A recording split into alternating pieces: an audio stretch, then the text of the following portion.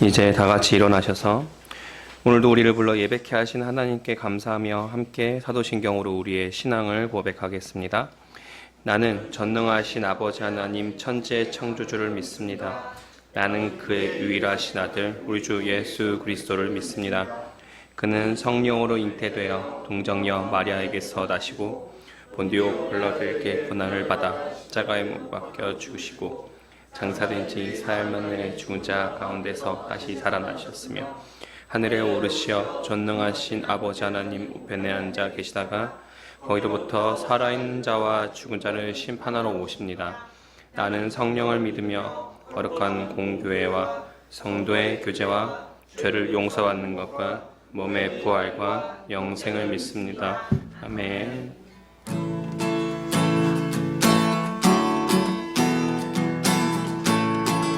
찬양하시겠습니다. 하늘 위에 주님 밖에 하늘 위에 주님 밖에 내가 사모할 자 이 세상에 없네.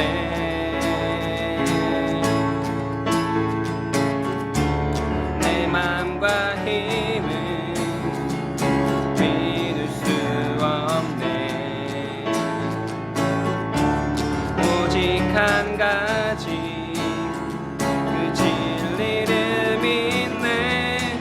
주는 나의 힘이요 주는 나의 힘이요 주는 나의 힘이요 영원히 주를 의지하리. 영원히 하늘 위에 주님 밖에 하늘 위에 주님 밖에 내가 사모할 자 이 세상에 없네.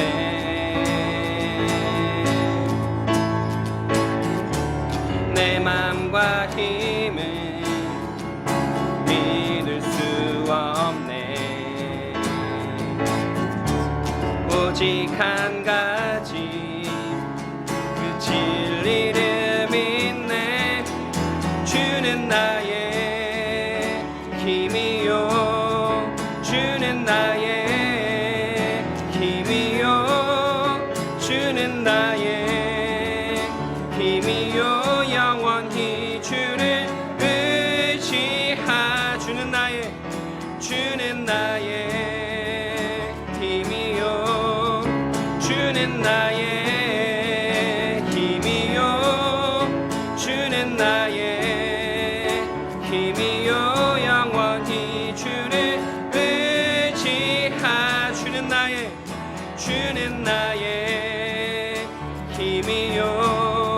주는 나의 힘이요 주는 나의 힘이요 영원히 주를 의지하. 주는 나의 힘이요 주는 나의 힘이요 주는 나의 힘이요 주는 나의 힘이요 영원히 주를 의지하. 주는 나의 힘이요 주는 나의 힘이요 주는 나의 힘이요 영원히 주를 의지하리.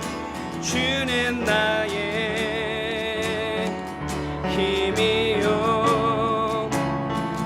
주는 나의 힘이요 주는 나의 힘이요 영원히 주를 의지하리. 주는 나의 힘이요 주는 나의 힘이요 주는 나의 힘이요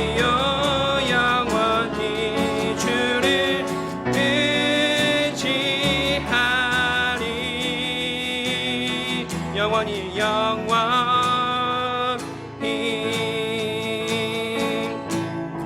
슬픈 마음 있는 자, 슬픈 마음 있는 자, 몸과 영혼 병든 자, 누구든지 부르시오. 예수 이름 부르시오. 그 이름을 믿는 자, 그 이름을 부르는 자, 그가 어떤 사람이든 그 구원 얻으리. 슬픈 마음 있는 자, 슬픈 마음 있는 자, 몸과 영혼 병든 자, 누구든지 부르시오. 예수 이름 부르시오. 그 이름을 믿는 자, 그 이름을 부르는 자, 그가 어떤 사람이든 그 구원 얻으리. 예수, 예수, 예수, 오 능력의 그 이름 예수, 나 외쳐 부르네. 예수, 예수, 오 구원의 그 이름 예수, 나 외쳐 부르네. 예수 그리스도. 은과 금 내게 없으나, 은과 금 내게 없으나, 나 가진 건 너에게 주니. 능력의 이름 예수라. 그 이름을 믿으시오. 그 이름을 믿는 자,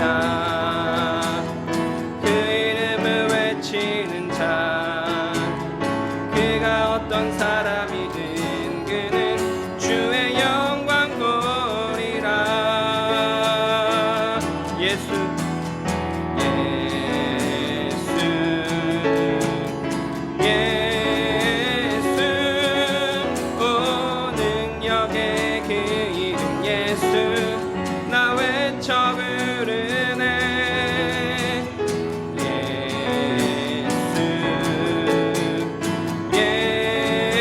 예수, 오 구원의 그 이름 예수, 나 외쳐 부르네. 예수 그리스도. 우리에게 주신 영광, 우리에게 주신 영광의 이름, 나 어찌 잠잠하리. 세상에 크게 외쳐 부르리. 나의 주 예수 그리스도. 예수, 예수, 예수, 오 능력의 그 이름 예수, 나 외쳐 부르네. 예수, 예수, 오 구원의 그 이름 예수, 나 외쳐 부르네. 예수 그리스도. 전능하신 나의 주 하나님, 전능하신 나의 주 하나님은 능치 못하실 일 전혀 없네. 우리의 모든 간구도, 우리의 모든 생각도, 우리의 모든 꿈과 모든 소망도 신실하신 나의 주 하나님은 우리의 모든 괴로움 바꿀 수 있네. 불가능한 일 행하시고 죽은 자를 일으키시니 그를 이길 자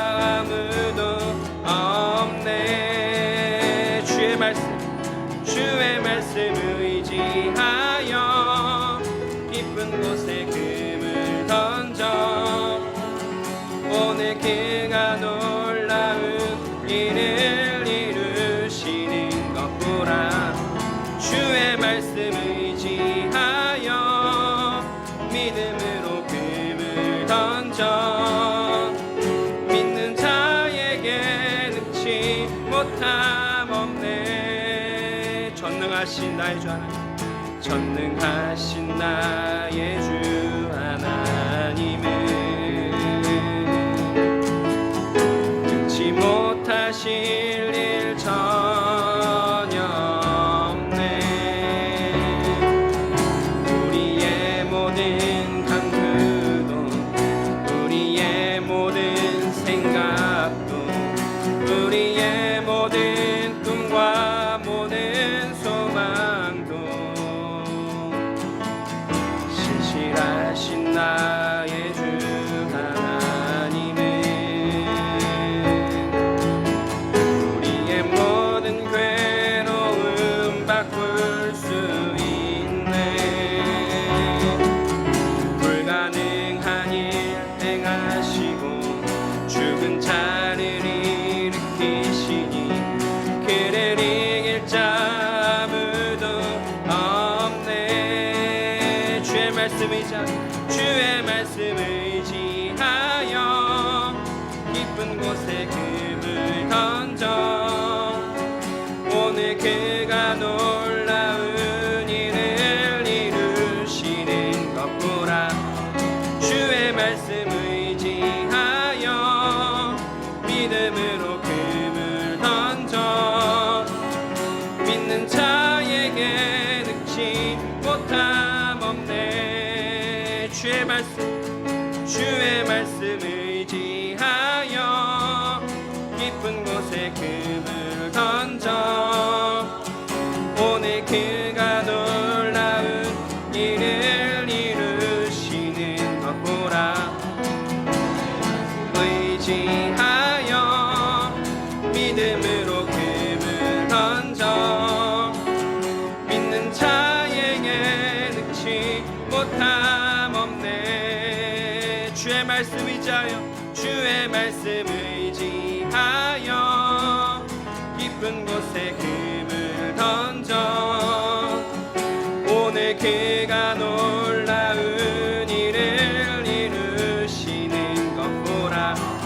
주의 말씀 의지하여 믿음으로 금을 던져 믿는 자에게 능치 못함 없네. 믿는 자에게 능치 못함 없네. 믿는 자에게 능치 못함 없네.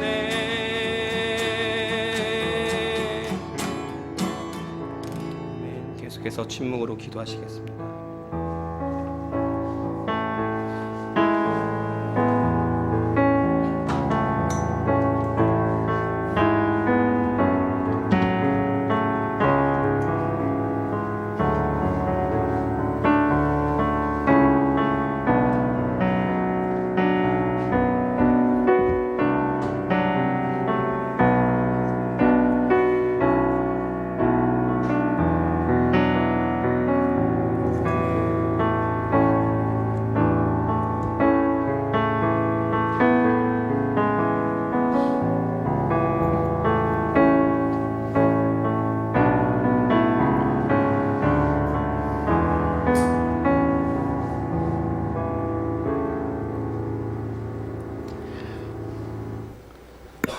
사랑하는 아버지, 우리에게 믿음을 주셨습니다. 세상에서 가장 귀한 보물인 믿음을 우리가 가진 자입니다. 그리고 그 믿음의 능력에 힘입어 창조주를, 절대자를 아버지로 부를 수 있게 되었습니다. 그 모든 특권을 허락하신 하나님을 온전히 높이며 고백할 수 있는 우리 되도록 도와주옵소서. 이 시간 하나님을 예배합니다. 하나님만 찬양합니다. 우리의 모든 찬양과 아버지 앞에 나아가 드리는 우리의 모든 모습을 하나님 기뻐 받아주시고, 그러나 우리의 흠과 티는 이 시간 하나님 앞에서 깨끗하게 예수 보혈로 씻기게 하옵소서. 세상을 살면서 간구할 것이 많습니다. 주변에 아픈 자, 힘든 자, 우는 자, 외로워하는 자들이 넘쳐납니다. 우리가 하나님의 사람이기에 기꺼이 그들을 위해 기도하고 위로하고 손 내밀고 안아주어야 함에도 우리의 연약함이 잘 품지 못할 때가 많습니다. 하나님 믿음 주옵소서, 사랑 주옵소서, 더 많이 사랑할 수 있는 힘 주옵소서. 우리는 못하오나 믿음의 능력으로 가하오니 그 믿음으로 행할 수 있는 능력을 허락하옵소서. 그 능력을 받기 위해 오늘 예배에 나왔습니다. 하나님이 주신 그 믿음이 말씀으로 더욱 견고하여 줄 수 있도록 오늘 우리에게 허락된 말씀을 주옵소서. 감사하여서 예물 가지고 왔습니다. 드리는 예물을 통하여서 하나님 나라의 확장과 우리 공동체가 더욱 튼실히 서갈 수 있도록 역사하옵소서. 모든 것 하나님께 맡겨오며 예수 그리스도의 이름으로 기도드렸습니다. 아멘. 우리 일어나셔서 십계명 낭독이 있겠습니다. 하나님이 이분 모든 말씀으로 말씀하여 이르시되 나는 너를 애굽 땅 종되었던 집에서 인도하여 낸 내 하나님 여호와니라. 제1은 너는 나 외에는 다른 신들을 내게 두지 말라. 제2는 너를 위하여 새긴 우상을 만들지 말고 또 위로 하늘에 있는 것이나 아래로 땅에 있는 것이나 땅 아래 물속에 있는 것에 어떤 형상도 만들지 말며 그것들에게 절하지 말며 그것들을 섬기지 말라. 제3은 너는 내 하나님 여호와의 이름을 망령되게 부르지 말라. 제4는 안식일을 기억하여 거룩하게 지키라. 제5는 내 부모를 공경하라. 제6은 살인하지 말라. 제7은 간음하지 말라. 제8은 도둑질하지 말라. 제9는 내 이웃에 대하여 거짓 증거하지 말라. 제10은 내 이웃의 집을 탐내지 말라. 예수께서 이르시되 내 마음을 다하고 목숨을 다하고 뜻을 다하여 주 너의 하나님을 사랑하라 하셨으니 이것이 크고 첫째 되는 계명이요 둘째도 그와 같으니 내 이웃을 내 자신같이 사랑하라 하셨으니 이 두 계명이 온 율법과 선지자의 강령이니라. 아멘. 오늘 우리에게 주시는 말씀은 누가복음 7장 1절로 10절입니다.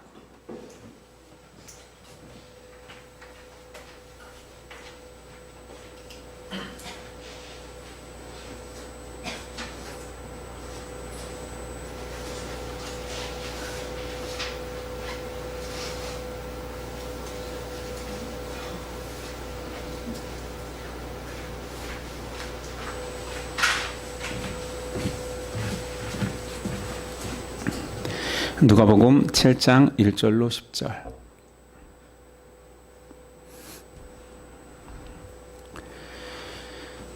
아, 7장 1절부터 저와 여러분들이 한 줄씩 교독하겠습니다. 1절입니다.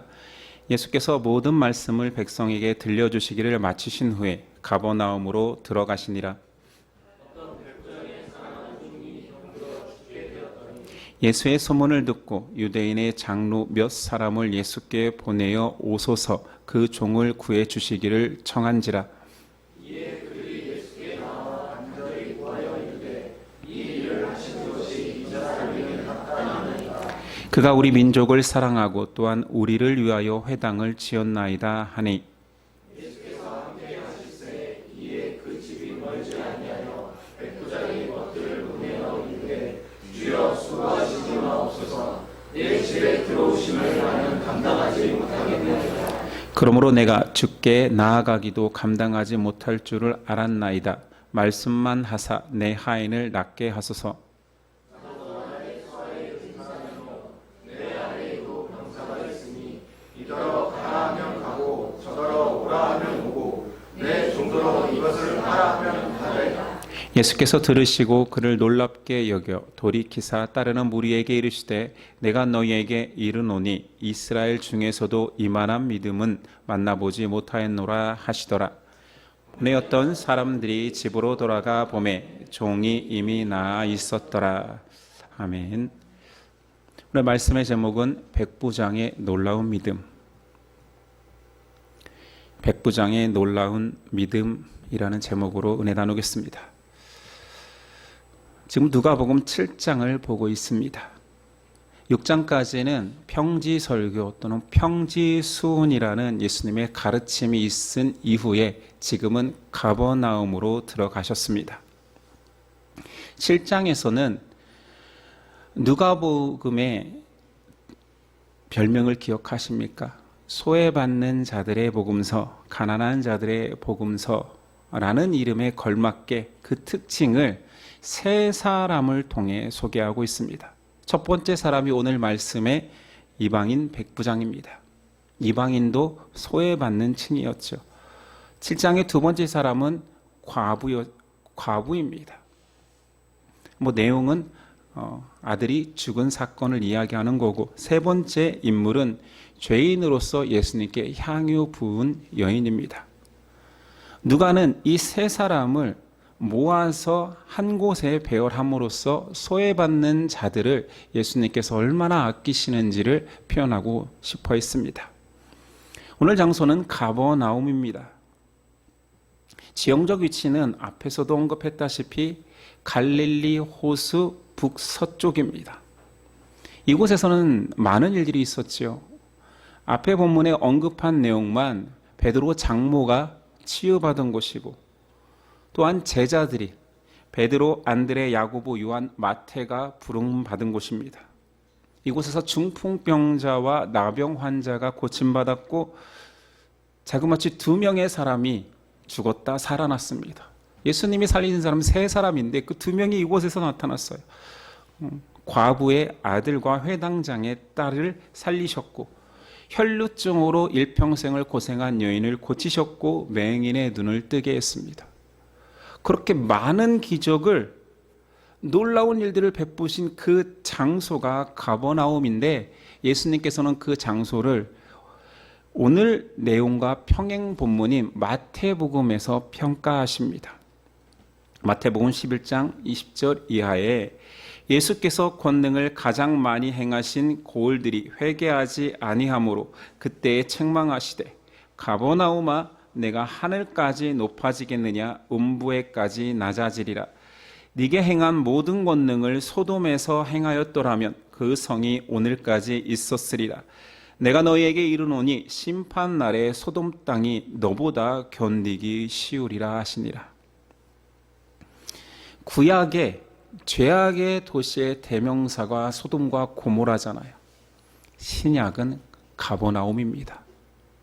단순히 죄악의 도시로 칭할 뿐만 아니라 이곳은 그냥 배엄망득한 도시입니다. 예수님께서 공생기간 동안 가장 심혈을 기울였고, 가장 오래 있었고, 가장 많은 권능을 행한 곳인데 배신한 도시가 된 것이지요. 자, 그렇게 문제가 많은 도시이기에 이스라엘 땅이지만, 속국으로 전락한 이스라엘 땅이지만 다스리고 있는 로마의 군인들이 들어와 있습니다. 백부장이 파견되어 있지요. 로마는 속국 정책을 너무나 큰 땅을 다스려야 하기 때문에 관대했습니다.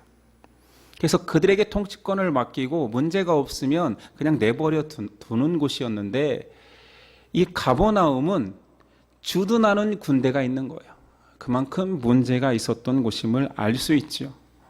예수님께서는 심지어 이곳을 구약의 죄악된 도시 소돔과 고모라도 가버나움보다는 나았다라고 평가하실 정도입니다. 그리고 예수님이 마지막에 예언하시죠. 땅을 향해 예언하는 것입니다. 그 도시는 파괴되고 다시는 서지 못할 것이다. 실제로 지금 이스라엘의 가버나움 지역, 갈릴리 호수 서북쪽은 폐허며 유적지로 그대로 남아 있습니다. 이렇게 타락한 도시에 백부장의 믿음이 등장하는 것입니다. 앞서 평지설교에서 원수 사랑을 이야기했습니다. 그 원수 하면 떠오르는 것은 이스라엘 사람들에게는 자신들을 침략하여서 나라를 빼앗은 당연히 로마겠지요. 로마의 군인이 상주하고 있다면 우리가 일제치하 때 느껴지는 그 감정이었을 것입니다. 원수입니다. 그런데 오늘 말씀에 그 로마 백부장을 원수처럼 여겨야 당연할진데 그의 모습을 칭찬하는 것입니다. 오늘 백부장의 모습은 굉장히 익숙한 구조입니다. 많이 들어봤던 내용 같습니다. 이 자체 신약의 내용을 우리가 알기도 하지만 구약에 너무나 비슷한 사건이 있거든요. 열왕기 하에 나오는 나아만 장군이 엘리사에게 와서 문둥병을 치유받은 사건과 너무 흡사합니다. 구약에서 나아만 장군은 칭송받아 칭찬받는 장군이라고 표현되어 있습니다. 오늘 백부장도 존경받는 이방인 장교죠. 나아만의 질병을 보고 유대인 소녀가 권면합니다. 엘리사에게 가면 치유할 수 있습니다. 오늘 백부장에게는 유대 장로들이 권면하였기에 예수님을 찾게 되지요. 나아만은 엘리사에게 가지 못합니다. 멀리 만나보지 못했지만 원거리에서 치유받게 되지요. 그 과정은 오늘 본문이 아니니까요. 백부장 또한 예수님이 만남을 만류합니다. 저는 감당치 못하겠으니 예수님 만나 주실 필요까지 없습니다 하고 원거리에서 치유받는 일이 나타나지요.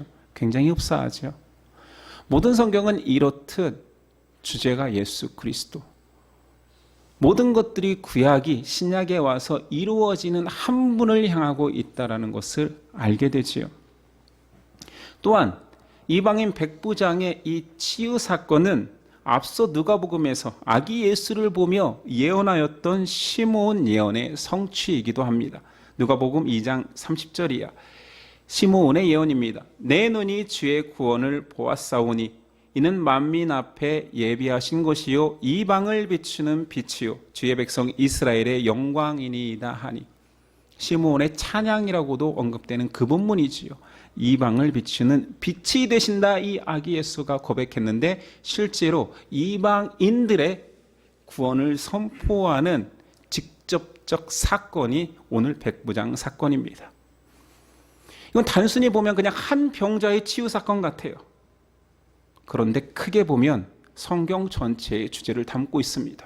하나님의 말씀의 성취, 약속의 성취, 믿음을 가진 자는 어떠한 사람이라 할지라도 하나님의 백성이 될 수 있다라는 큰 주제를 담고 있습니다. 자, 우리가 오늘 살펴봐야 되는 것은 백부장의 모습입니다. 한마디로 표현하면 백부장은 그냥 상상하기 힘든 겸손의 사람입니다. 2절, 어떤 백부장의 사랑하는 종이 병들어 죽게 되었나니. 첫 번째 겸손이 드러나지요. 그가 지금 예수님께 부탁하는 병자는 자기 가족이 아닙니다. 종입니다. 당시의 종은 노예예요, 노비. 가족을 위해서도 최선을 다하지 않는 게 사람인데 심지어 종을 위해 최선을 다합니다. 근데 수식어가 구태여 써 있어요. 종을 위해 간구하다라가 아니라 사랑하는 종이래요.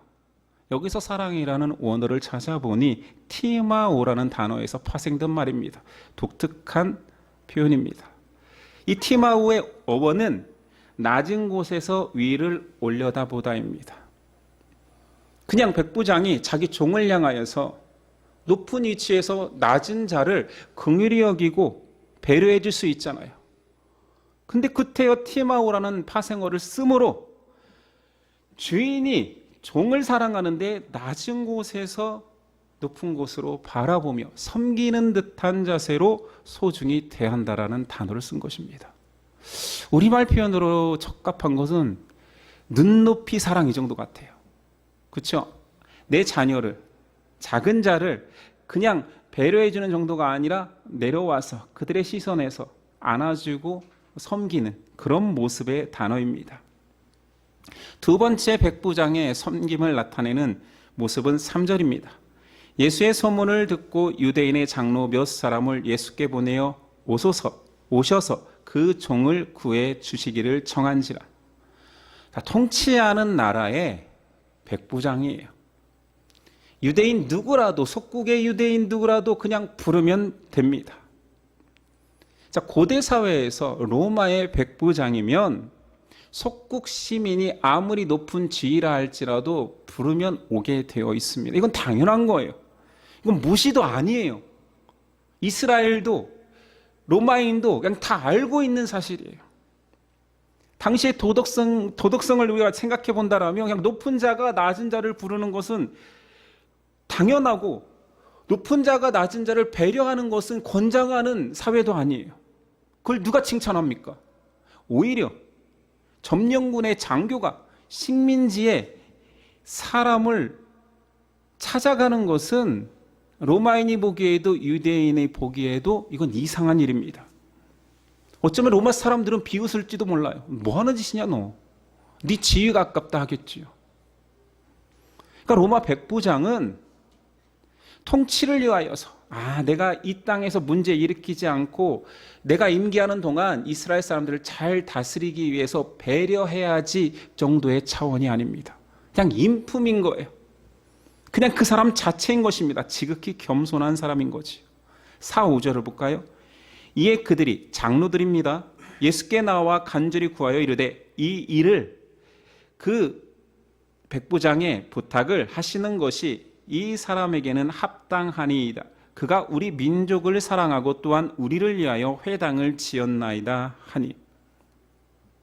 왜 지었을까요? 로마 군인이 유대인의 회당을 지었대요. 앞서 말했지만 잘 통치하기 위하여서, 민원을 잘 해소해 준 겁니까? 그러면 이스라엘 사람들은 이방인이 회당을 지어주면 감사합니다, 넙죽 받을까요? 이방인을 개 취급하던 자들입니다. 힘이 없어 지금 머리를 숙이고 있지만 신앙적으로는 유대 회당은 자기들이 예배하는 곳이에요. 근데 이방인 개가 그걸 짓게 하면 넙죽 받을까요? 근데 그것을 고마워하고 있습니다. 백부장은 왜 이렇게까지 했으며 유대인들은 왜 그것을 용납했을까요?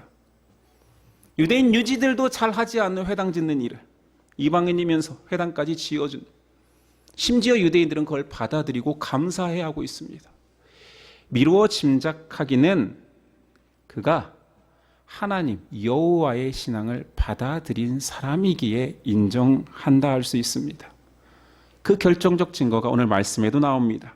우리 민족을 사랑한다 할 때 이 사랑이라는 단어, 앞의 단어와 또 다릅니다. 우리가 잘 알고 있는 그 아가페라는 단어를 쓰고 있습니다. 절대자의 사랑이죠. 절대자의 사랑으로 백부장이 이스라엘을 사랑했을까요? 아니요. 이 단어는 이스라엘 사람들도 함부로 쓰지 않습니다. 그만큼 그가 신앙을 가지고 하나님과 선민 이스라엘을 사랑한다라는 표현이지요. 백부장의 겸손의 출처가 약간 엿보입니다. 그는 여호와 신앙을 가진 사람입니다. 세 번째 겸손은 6절입니다. 예수께서 함께 가실새 이에 그 집이 멀지 아니하여 백부장이 벗들을 보내어 이르되 주여 수고하시지 마옵소서, 내 집에 들어오심을 나는 감당하지 못하겠나이다. 신앙이라는 모든 증거가 드러나기 시작해요. 주여라는 퀴리에는 유대 사회에서 하나님을 지칭하는 말입니다. 물론 종이 주인을 향하여 주님, 주인님 할 수 있습니다. 근데 로마 시민은 함부로 사람에게 주여라는 말을 쓰지 않습니다. 황제에게만 쓰는 용어입니다. 그러니 지금 백부장은 주여 오지 마옵소서, 감당하지 못하겠나이다는 절대자를 향한 표현인 것이지요. 단순히 유대 종교인 중에 한 명, 랍비라 여기지 않는다라는 거예요. 아마 랍비였으면 지금 장로들하고 친하다면서요. 랍비시면 오셔서 오히려 환대하고 대접해드렸을 것입니다. 근데 주님께서 여기 오시는 것을 제가 감당하지 못하겠습니다. 이 누추한 곳에, 제가 있는 곳에 이방인 개 취급당하는 저를 대면하는 것은 제가 감당하지 못하겠사오니 오지 마옵소서. 대면하는 것도 유대 사회에서 신앙인, 경건한 자들이라 칭하는 자들은 유대인이 이방인을 만나는 것조차 죄로 여겼잖아요. 불결하다 여겼잖아요. 정결례를 행해야 되잖아요. 그러니 저를 대면하지 마옵소서. 교양이 있어서 그렇게 한 것이 아니라 그는 예수님을 절대자 취급하고 있습니다. 전혀 다른 존재로. 그러니 그분이 말씀하시면 내 종의 어떤 질병도 나을 수 있다라는 확신이 있었던 거지요. 존경 이상의 마음, 그것이 무엇입니까? 믿음입니다. 자, 네 번째 겸손을 드러내는 모습이 8절입니다. 나도 남의 수하에 든 사람이요 내 아래에도 병사가 있으니 이더러 가라 하면 가고 저더러 오라 하면 오고 내 종도로 이것을 하라 하면 하나이다. 그러니까 군인으로서의 경험과 로마인으로서 주인으로서의 행세를 해봤으니 자기도 명령하면 모든 것들이 알아서 종은 순종합니다. 예수님을 주인의 자리, 절대자의 자리에 놓았기 때문에 가능한 적용인 거지요. 당신은 주인입니다. 저는 종입니다. 당신은 황제입니다. 저는 그 말씀 한마디에 죽고 살 수 있는 생사여탈권을 가진 종입니다. 말씀만 하옵소서. 왜 구태여 오신단 말입니까? 점령국의 장교가 속국의 종교 지도자에게 취할 수 있는 태도가 아닙니다. 고로 그는 지금 믿음을 가진 자입니다. 그래서 예수님을 메시아로 알아볼 수 있었던 거지요. 예수님께서 그의 믿음과 겸손을 한 번에 알아보십니다. 백부장의 겸손과 믿음을 예수님께서 칭찬하실 수 있고 알아볼 수 있었던 것은 물론 메시아니까 다 안다 할 수도 있습니다. 그런데 저는 이렇게 생각합니다. 어떻게 저 겸손이 믿음에서 발현된 열매임을 아셨을까?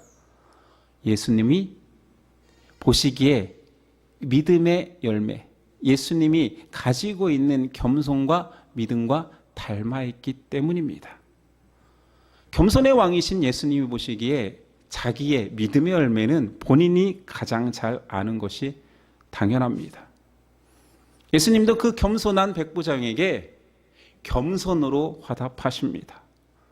백부장의 만류에도 불구하고 예수님은 친히 그의 집을 향해 가고 계십니다. 주인의 겸손이 종의 겸손으로, 종의 겸손이 주인의 겸손으로 계속 반복되고 있지요. 마태복음 18장 4절.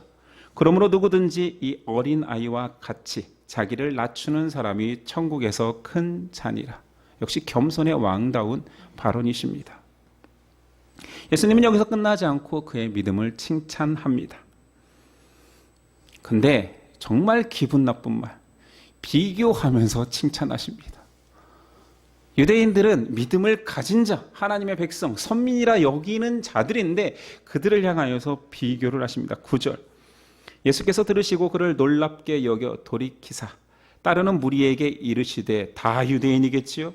내가 너희에게 이르노니 이스라엘 중에서도 이만한 믿음은 만나보지 못하였노라 하시더라. 그 무리의 핵심은 제자들 아닙니까? 벌써 앞서 제자를 다 선발했잖아요. 사도라 칭함까지 받고 있는 그들, 야, 니네한테 안 보이는 믿음인데?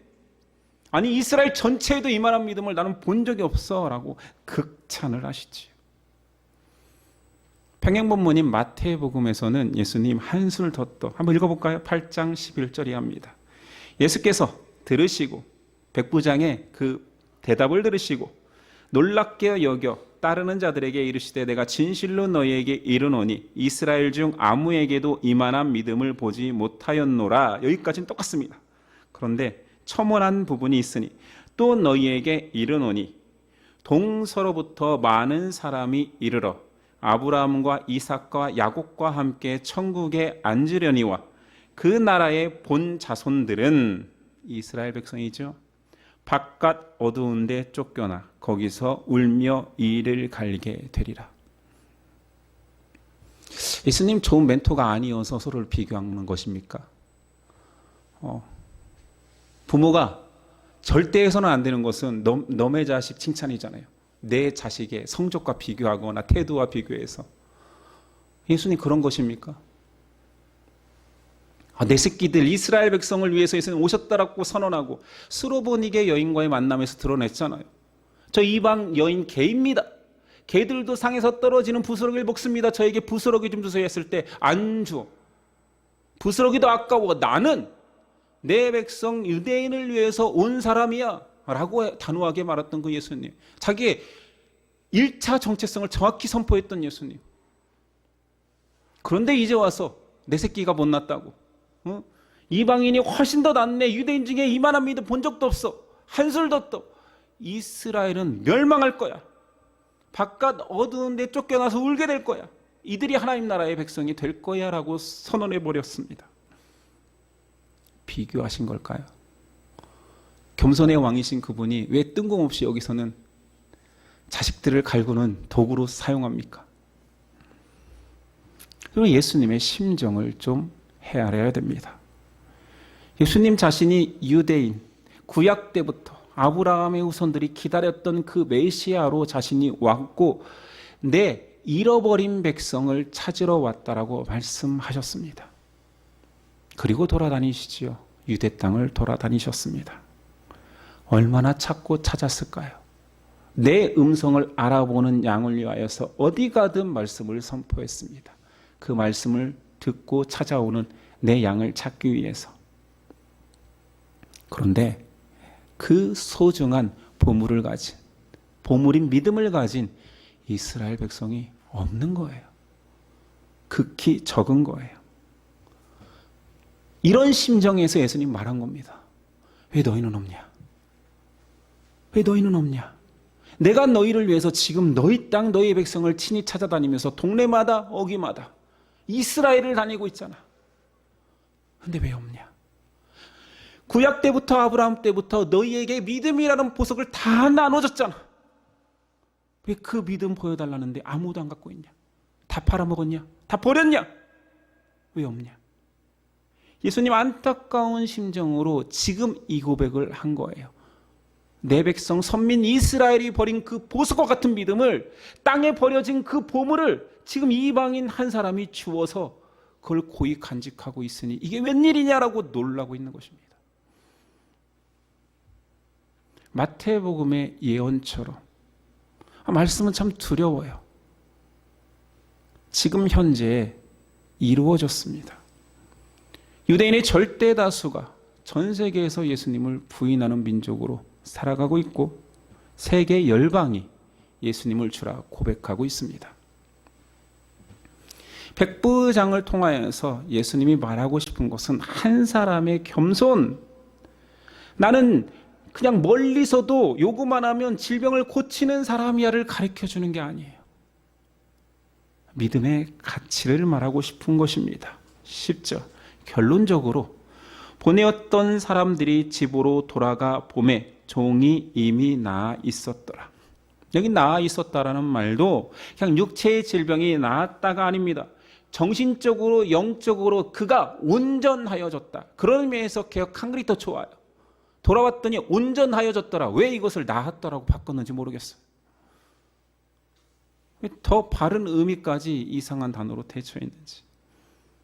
백부장은 종의 몸의 치유를 요구했습니다. 내 사랑하는 종이 아픕니다. 치유해 주세요. 예수님은 그를 전인적으로 온전하게 만들어 버렸습니다.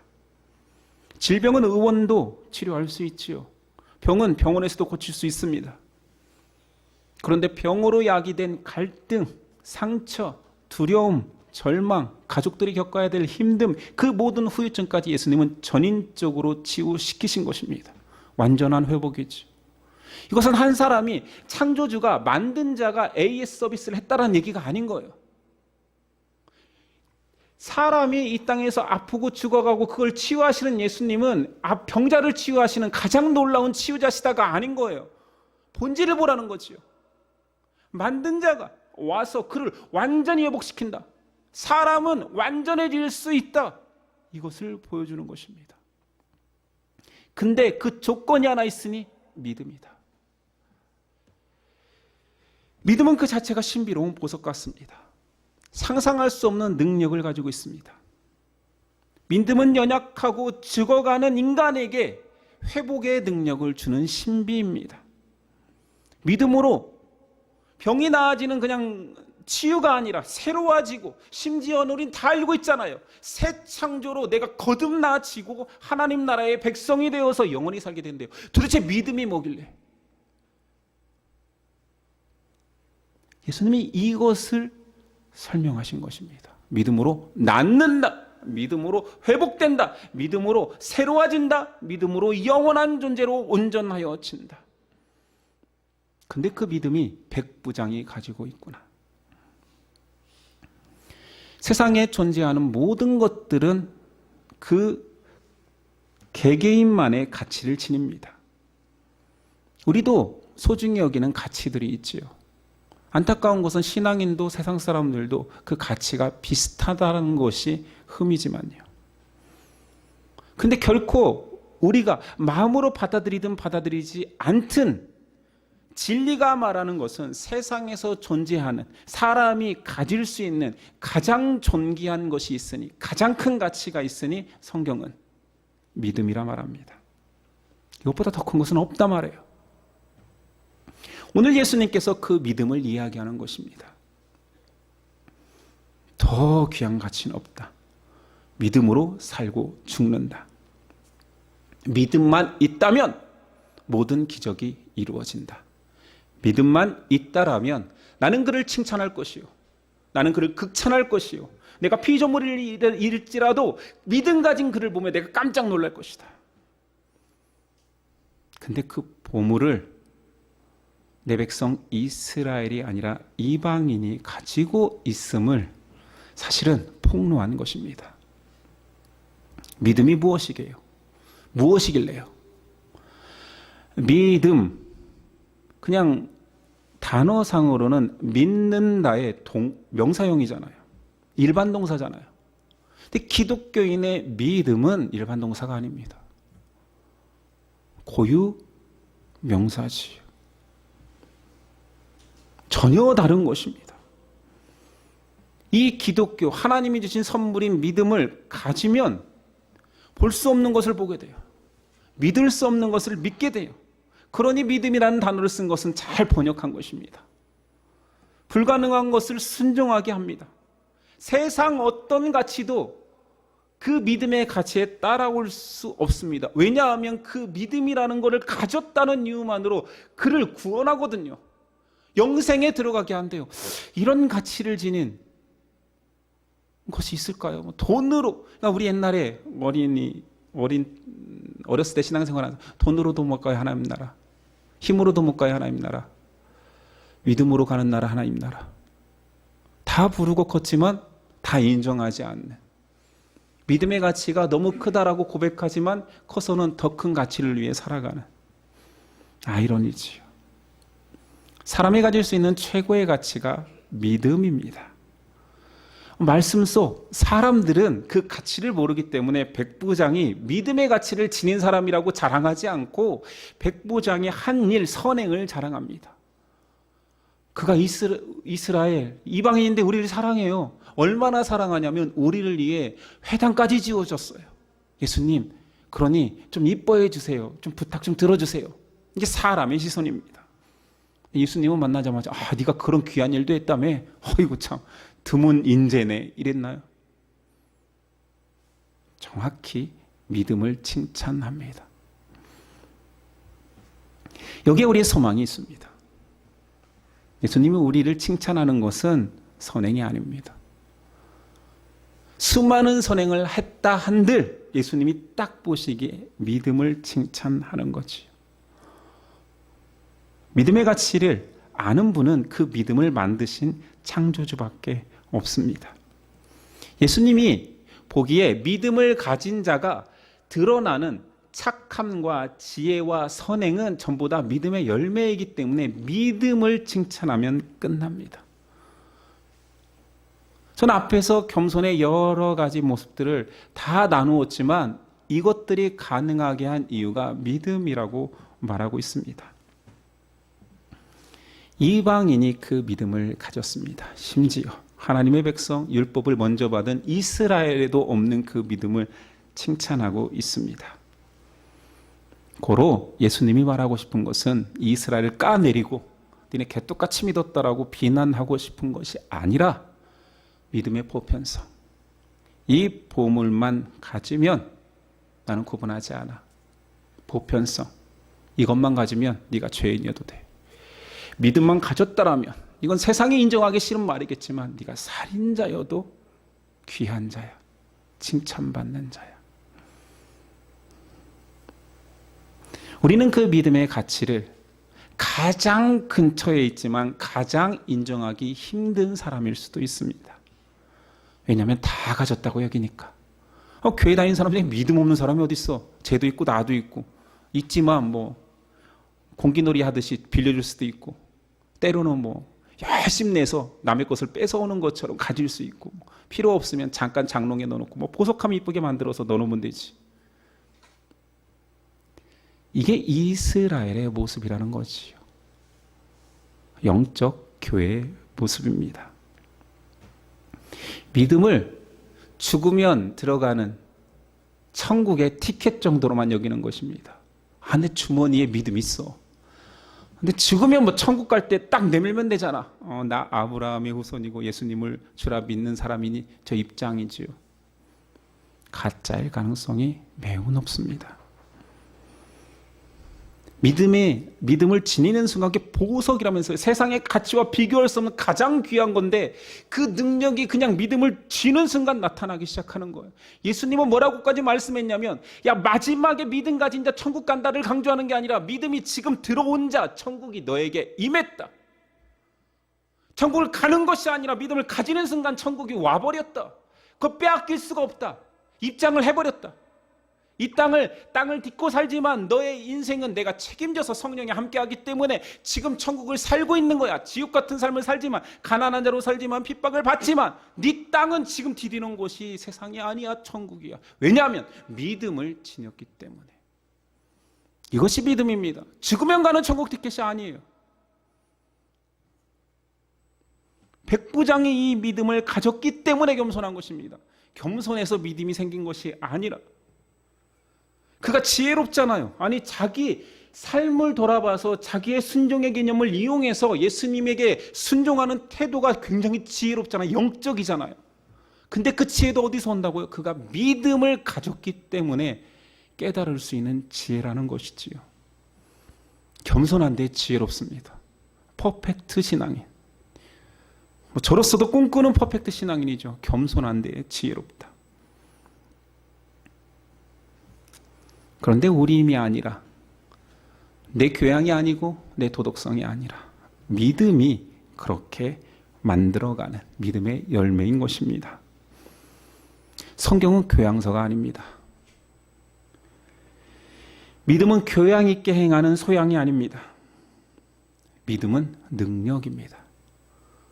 그 보석을 지닌 순간 우리가 막을 내도 막을 수 없는 능력이 우리 안에서 우리를 믿음의 열매로, 성령의 8가지 열매로, 사랑의 열매로, 원수 사랑의 열매로, 겸손의 열매로, 지혜의 열매로 나타낼 수밖에 없다라는 선언이 오늘 나옵니다. 그러니까 우리는 전후 관계를 자꾸 오해해요. 착하게 살고 선행하면 믿음이 좋아진다. 아니요. 믿음을 소중히 여기는 그는 착하고 선하고 지혜롭고 겸손할 수밖에 없다가 됩니다. 예수님의 마지막 선언을 봅시다. 9절. 예수께서 들으시고 그를 놀랍게 여겨 돌이키사 따르는 무리에게 이르시되 내가 너희에게 이르노니 이스라엘 중에서도 이만한 믿음은 만나보지 못하였노라 하시더라. 저는 이걸 저에게 하시는 말씀으로 여깁니다. 예수님 돌아보면서 저를 본 거예요. 야, 고목사, 네 집엔 다 목사라며. 말 안 해도 알지. 참 부끄럽다. 창피하다. 니네가 사도야. 지금 내 주변에 있잖아. 저만한 믿음을 니네 가졌냐? 예수님 안 주신 것이 아니라 믿음은 주셨는데 믿음의 가치를 망각한 제자들과 이스라엘과 저와 여러분들이 그 가치를 인식하지 못하고 살아가는 거지요. 오늘 예수님의 마지막 책망은 사실 애정어린 조언입니다. 결국 백부장보다 더 믿음을 소중히 여기는 사도들로 나중에 다 변화되었잖아요. 새하늘과 새 땅에, 새 예루살렘의 문에 사도들의 이름을 새기겠다고 말하잖아요. 지금 책망하는 것 같지만 예수님은 그들이 훗날 자신을 닮은 작은 예수로 살아갈 것을 기대하시며 하신 말씀입니다.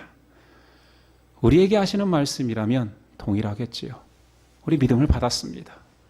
믿음의 가치를 알고 살아가면 됩니다. 극찬받았던 백부장의 믿음이 바로 저와 여러분 가운데 심기워졌습니다. 그러니 우리도 믿음으로 겸손과 지혜의 사람이 될 수 있음을 선언하고 있습니다. 믿읍시다. 기도하겠습니다.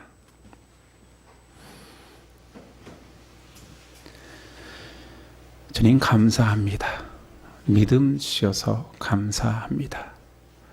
그 믿음이 세상 어떤 가치보다 커질 수 있는 깨달음이 있게 하옵소서. 예수님의 이름으로 기도드립니다. 아멘. 일어나서 결단 찬송 드리겠습니다.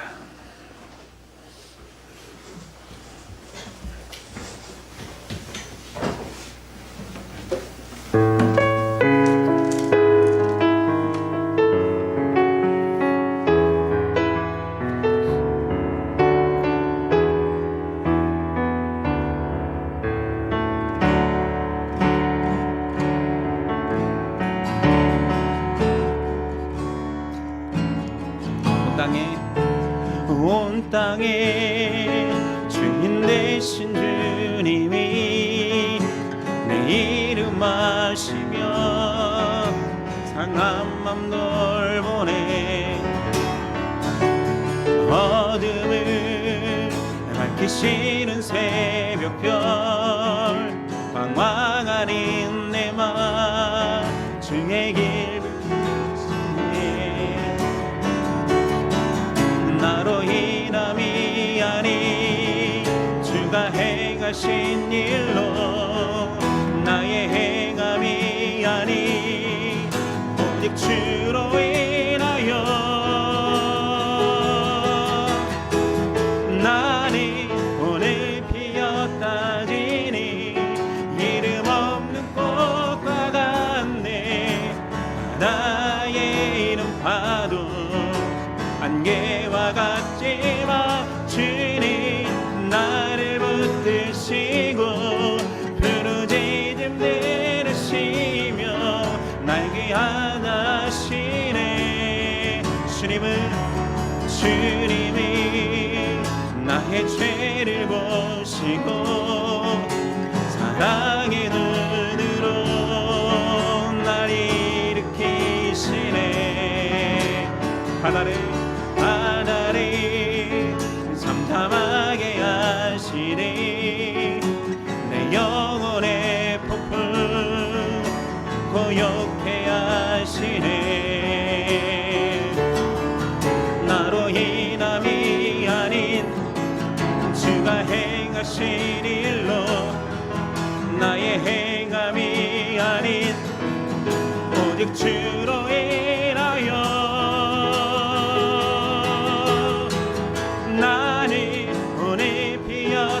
지니 이름 없는 꽃과 같네. 바다의 이름 파도 안개와 같지만 주님 나를 붙드시고 부르짖음 들으시며 날 귀환하시네. 나는 오늘 피었다 지네. 나는 오늘 피었다 지니 이름 없는 꽃과 같네. 바다의 이름 파도 안개와 같지만 주님 나를 붙드시고 부르짖음 들으시며 날 귀환하시네. 나 오직 주의 것 나오니 주의 것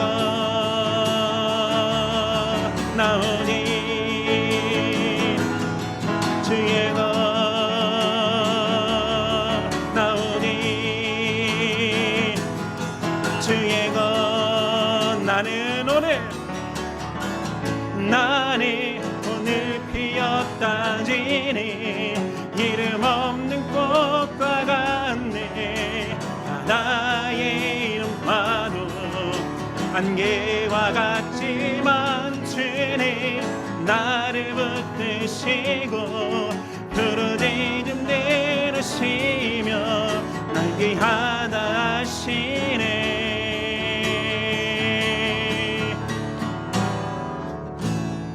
아멘. 기도하겠습니다.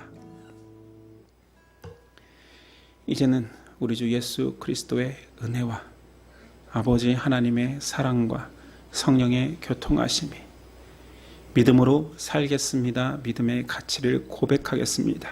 믿음의 능력을 믿습니다. 고백하는 저와 예심 형제자매 가운데 이제부터 함께 하시기를 간절히 축원하옵나이다.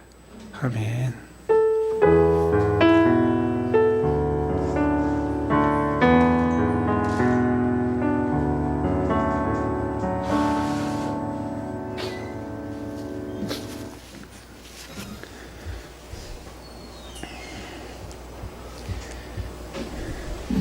자, 우리 서로 인사했으면 좋겠습니다. 이렇게 인사하겠습니다.